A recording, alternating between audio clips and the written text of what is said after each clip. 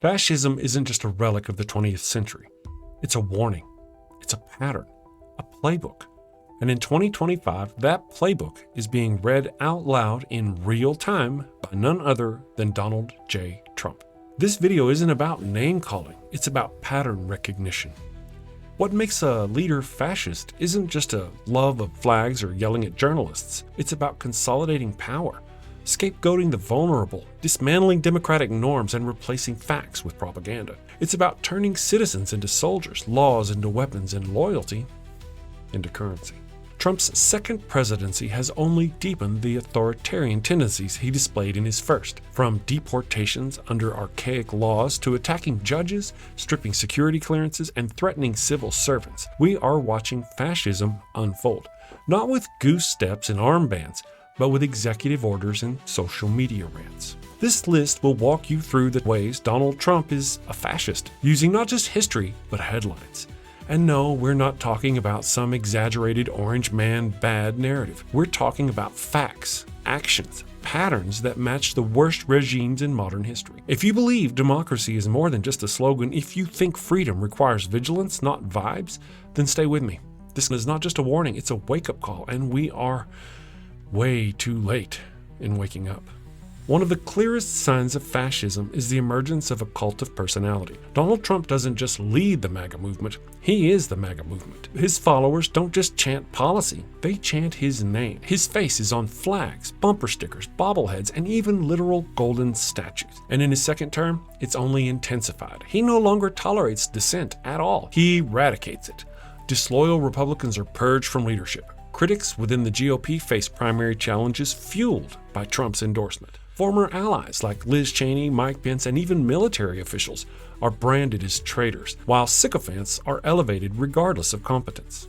He's made himself a messianic figure to his base. His social media posts claim persecution on behalf of the people. His rallies are less political events and more revivalist cult meetings, and every attack on him is framed as an attack on America itself. This is classic fascism. Mussolini did it, Hitler did it, Kim Jong-un does it. When one man becomes the identity of the state, democracy dies. It's no longer about governance, it's about worship. Trump's personality cult has effectively replaced the GOP's platform with loyalty pledges. And we've only just begun his second term. This isn't politics as usual. It's a populist cult with authoritarian teeth, and it's dangerous. A free press is a dictator's worst nightmare. That's why fascists always go after journalists, and Trump has done exactly that. From calling the media the enemy of the people to praising violence against reporters, he spent years delegitimizing truth tellers and replacing them with propaganda. In his second term, the attacks have escalated. Lawsuits have been weaponized against critical media outlets. Press credentials for unfavorable journalists are being revoked. Government agencies are being instructed to treat hostile coverage as a national security risk. Trump's media machine, now spread across Truth Social, compliant right-wing outlets, and unofficial surrogates, relentlessly amplifies lies and disinformation. Dissenters are smeared, whistleblowers are hunted, investigative reporters are facing growing threats, both legal and physical. This isn't just press bashing, it's a systematic effort to replace facts with loyalty. And it works. Trump's base doesn't believe traditional media anymore, not because it's wrong, but because Trump told them not to. This mirrors the fascist playbook: discredit the press, build your own propaganda machine, and gaslight the public until truth itself becomes negotiable. Journalists aren't perfect, but without them, democracy suffers. Trump knows that, and that's exactly why he's trying to strangle the Fourth Estate. Fascist regimes don't just use violence, they glorify it. They romanticize the strongman, the crackdown, the righteous fist crushing the enemy. And in Trump's America, political violence has become a badge of honor. From the start, Trump told rallygoers to assault protesters. He praised the violent vigilante Kyle Rittenhouse. He told the Proud Boys to stand back and stand by. And then came January 6th, a failed coup attempt he incited, watched unfold, and later excused. In his second term, this rhetoric hasn't softened, it's escalated. Trump has praised Capitol rioters as hostages, called for mass pardons, and described political opponents as vermin. His rallies feature speakers who call for executions. Some GOP officials have echoed calls for civil war and retribution. He's creating a political theology where violence isn't just justified, it's holy, where guns, masculinity, and aggression are sacred virtues, where compromise is weakness and brutality is patriotism. This isn't hyperbole. This is what fascists do. They use violence as spectacle, as purification, as power. And Trump, once again, is right on script. Every fascist needs a villain and other to blame. Trump's list is long.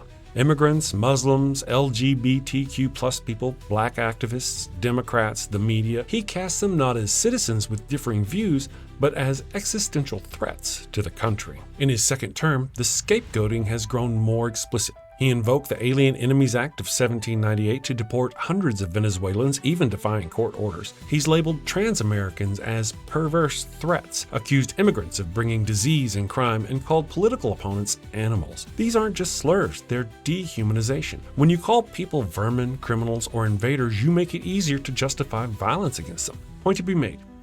Dehumanizing people you don't like is not the same as pointing out fascism when we see it. Fascists thrive on fear. They manufacture crisis, and then they offer themselves as the only solution. Trump does exactly that. He doesn't solve problems, he weaponizes them. He pits neighbor against neighbor and community against community, all to consolidate power. When humanity becomes conditional, democracy collapses. And Trump has shown us who he really thinks qualifies. Fascists don't need to destroy democracy in one fell swoop. They just need to hollow it out from the inside. And Trump is wielding a sledgehammer. In his second term, he's fired watchdogs, installed loyalists across key departments, and launched open attacks on judges, prosecutors, and civil servants. The Justice Department is under attack. Independent agencies are being politicized. Federal employees are facing loyalty tests. He revoked the Secret Service protection of critics. He openly demands prosecution of opponents. He threatens government agencies that don't comply with his whims. And he insists the executive branch owes loyalty to him, not the Constitution. This is institutional rot, and it's by design. Trump doesn't believe in checks and balances. He believes in obedience. Every weakened court, every neutered oversight committee, every gagged agency is another step towards autocracy. This isn't dysfunction. It's fascism wearing a red tie.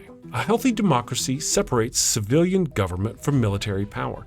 Fascism merges them. Trump blurs those lines constantly and deliberately. During his first term, he deployed federal troops against racial justice protesters and staged military parades to feed his ego. In his second term, he's pushed that further, expanding ICE enforcement into heavily militarized raids, proposing the use of the National Guard in blue cities without consent, and signaling he may invoke the Insurrection Act against political protests. He speaks of dominating opponents and taking back the streets. He treats civil unrest not as a policy issue, but as a war, and he positions himself as the commander of that war. Fascists adore the aesthetic of war: uniforms, salutes, flags, and force. Trump leans hard into that. He brands his political movement as a battle between good and evil, his version of America versus everyone else's. And in that frame, violence becomes a tool of purity. Democracy relies on dialogue. Trump relies on threats. In any fascist regime, loyalty to the leader supersedes loyalty to the law. Trump doesn't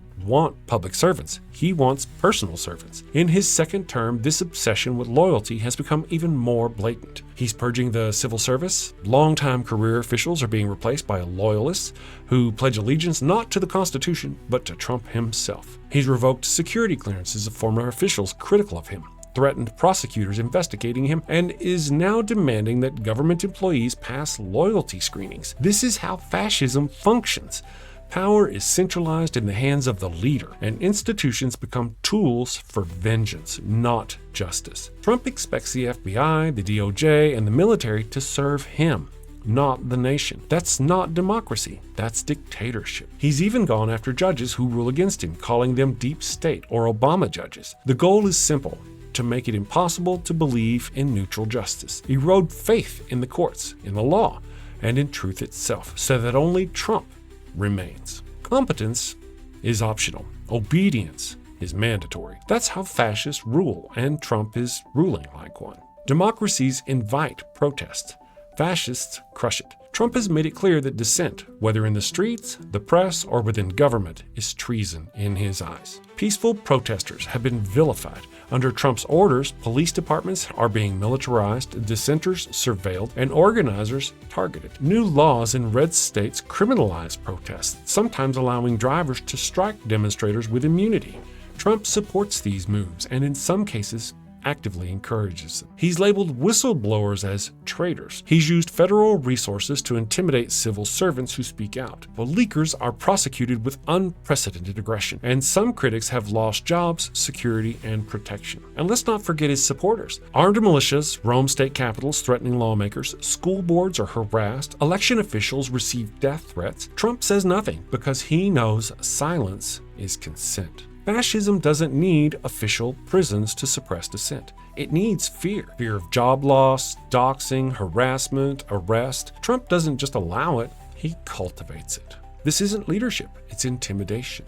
Trump's second term is already dripping with self-dealing, crony appointments, and personal enrichment. He's packed his administration with loyalists who have no business being in government. Grifters, conspiracy theorists, and media personalities more loyal to Mar-a-Lago than to their oaths of office. Contracts are handed to donors. Pardons are promised to allies. Oversight is gutted. He's even tried to profit directly, pushing policies that benefit his business, scheduling diplomatic events at his properties, and encouraging officials to stay at Trump-owned hotels. Critics are silenced, investigators are fired, and audits disappear. This isn't just unethical, it's systemic. It's exactly what you'd expect from someone who never released his tax returns and thinks rules don't apply to him. And let's be clear, corruption isn't just a side effect, it's a strategy. Corruption rewards loyalty. It keeps people compromised, and it builds a network of dependent yes-men who will do anything to stay in power. Fascism feeds on corruption, and Trump has made it a cornerstone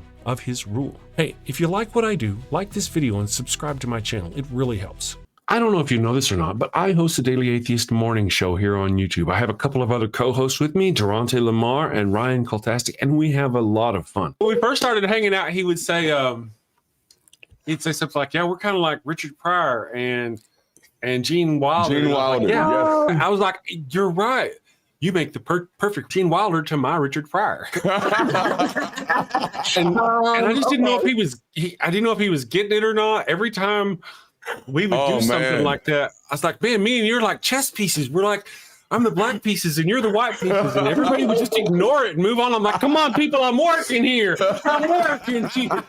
Live Monday through Friday, 9 a.m. Eastern. We have to call it what it is. Trump tried to end democracy. In 2020, he lost, but he refused to accept it. He lied about voter fraud, tried to pressure election officials, demanded fake electors, and incited an armed insurrection to stop the certification of votes. And in his second term, he's working to ensure that next time he doesn't have to try so hard. He's backing state-level bills to restrict voting rights, criminalize ballot assistance, and give partisan bodies the power to overturn results. He's openly stated he'd be a dictator on day one. He's endorsed the idea that some Americans, namely his opponents, shouldn't be allowed to vote at all. He's replacing election officials with loyalists.